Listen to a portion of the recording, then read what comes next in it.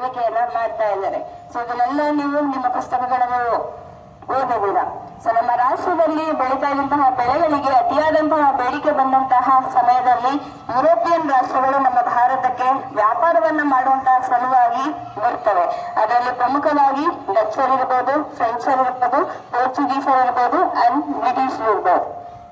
ವ್ಯಾಪಾರದ ದೃಷ್ಟಿಯಿಂದ ಬಂದಂತಹ ಯುರೋಪಿಯನ್ ರಾಷ್ಟ್ರಗಳು ತಮ್ಮ ವ್ಯಾಪಾರ ಕೇಂದ್ರಗಳನ್ನ ಭಾರತದಲ್ಲಿ ಸ್ಥಾಪನೆ ಮಾಡುವುದರ ಮೂಲಕ ತಮ್ಮ ರಾಜಕೀಯ ಅಧಿಪತ್ಯವನ್ನ ಸ್ಥಾಪನೆ ಮಾಡುವಲ್ಲಿ ಪರಸ್ಪರ ಪೈಪೋಟಿಯನ್ನ ಕೈಗೊಳ್ತಾರೆ. ಅದರಲ್ಲಿ ವಿಜೇತರಾದಂತಹ ರಾಷ್ಟ್ರ ಇಂಗ್ಲೆಂಡ್, ಬ್ರಿಟಿಷ್.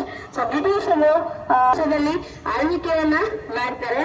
ಸೊ ಪ್ರಾಥಮಿಕ ಹಂತದಲ್ಲಿ ಅಷ್ಟೇನು ಪರಿಣಾಮ ಬೀರೋದಿಲ್ಲ ನಮ್ಮ ಭಾರತದ ಮೇಲೆ. ತದನಂತರ ಸಾಕಷ್ಟು ಪಾಲಿಸಿಗಳನ್ನ ಎಸ್ಟಾಬ್ಲಿಷ್ಮೆಂಟ್ ಮಾಡೋದ್ರ ಮೂಲಕ ನಮ್ಮ ಭಾರತೀಯರನ್ನ ಶೋಷಣೆ ಮಾಡೋದಕ್ಕೆ ಶುರು ಮಾಡ್ತಾರೆ. ಆಗ ನಾವು ನಮ್ಮ ರಾಷ್ಟ್ರದಲ್ಲಿ ಸ್ವಾತಂತ್ರ್ಯವನ್ನ ಪಡ್ಕೋಬೇಕು ಅಂತ ಹೇಳಿ ಲಕ್ಷಾಂತರ ಸ್ವಾತಂತ್ರ್ಯ ಹೋರಾಟಗಾರರು ತಮ್ಮ ಹೋರಾಟವನ್ನ ಬ್ರಿಟಿಷರ ವಿರುದ್ಧ ಶುರು ಮಾಡ್ತಾರೆ. ಸೊ ಅವರೆಲ್ಲರ ಶ್ರಮ ಪ್ರತಿಫಲ ತ್ಯಾಗದಿಂದಾಗಿ ಆಗಸ್ಟ್ 15, 1947ರಲ್ಲಿ ಭಾರತ ಸ್ವತಂತ್ರ ರಾಷ್ಟ್ರವಾಗಿ ಹೊರಹೊಮ್ಮುತ್ತೆ.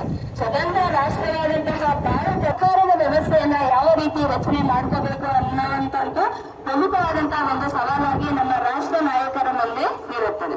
ಆ ರಾಷ್ಟ್ರ ನಾಯಕರು ಎಲ್ಲ ಒಂದುಗೂಡಿ ಒಂದು ರಚನಾ ಸಭೆಯನ್ನ ಮಾಡೋದ್ರ ಮೂಲಕ ನಮ್ಮದೇ ಆದಂತಹ ಒಂದು ಸರ್ಕಾರವನ್ನ ರಚನೆಯನ್ನ ಮಾಡಿಕೊಳ್ಳುವಂತ ಉದ್ದೇಶದಿಂದಾಗಿ ಹಲವಾರು ರಾಷ್ಟ್ರಗಳಲ್ಲಿ ಇರುವಂತಹ ಸಂವಿಧಾನವನ್ನ ಅಥವಾ ಸರ್ಕಾರದ ನೀತಿ ನಿಯಮಗಳನ್ನ ಗಮನಿಸಿ ನಮ್ಮ ರಾಷ್ಟ್ರಕ್ಕೆ ಬೇಕಾದಂತಹ ನೀತಿಗಳು, ಕಾನೂನುಗಳು, ರೂಲ್ಸ್ ಅಂಡ್ ರೆಗ್ಯುಲೇಷನ್ಸ್, ಗೈಡ್ಲೈನ್ಸ್ ಯಾವ್ದು ಬೇಕು ಅನ್ನೋದನ್ನ ಚೂಸ್ ಮಾಡಿಕೊಂಡು ನಮ್ಮ ಭಾರತ ಸಂವಿಧಾನವನ್ನ ರಚನೆಯನ್ನ ಮಾಡ್ಲಿಕ್ಕೆ ಮುಂದಾಗ್ತಾರೆ.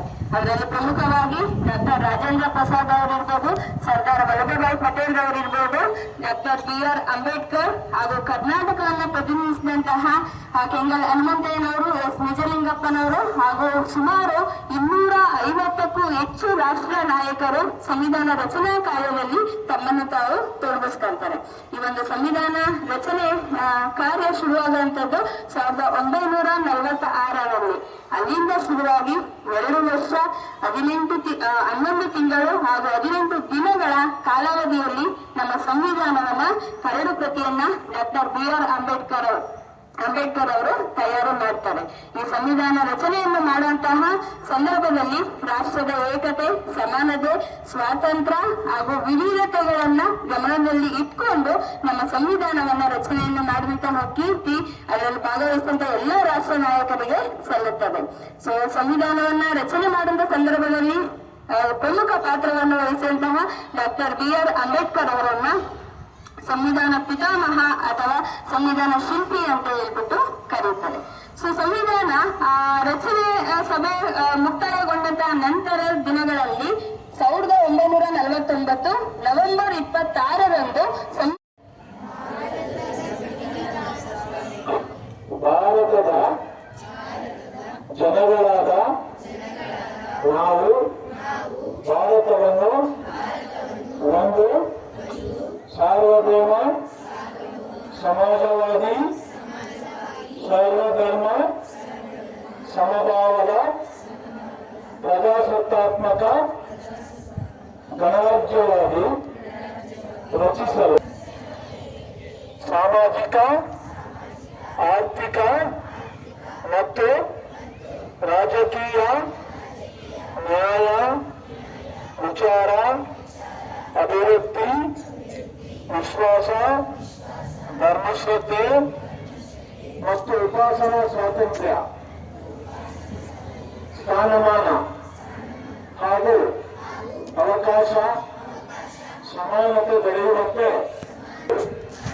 ಮತ್ತು ವ್ಯಕ್ತಿ ಗೌರವವನ್ನು, ರಾಷ್ಟ್ರದ ಏಕತೆಯನ್ನು ಹಾಗೂ ಅಖಂಡತೆಯನ್ನು ಸುನಿಶ್ಚಿತಗೊಳಿಸಿ ಅದರಲ್ಲಿ ರಾಷ್ಟ್ರಭಾವನೆಯನ್ನು ವೃದ್ಧಿಗೊಳಿಸಲು ಶ್ರದ್ಧಾಪೂರ್ವಕ ಸಂಕಲ್ಪ ಮಾಡಿದವರಾಗಿ ನಮ್ಮ ಸಂವಿಧಾನ ಸಭೆಯಲ್ಲಿ 1949ನೇ ಇಸವಿ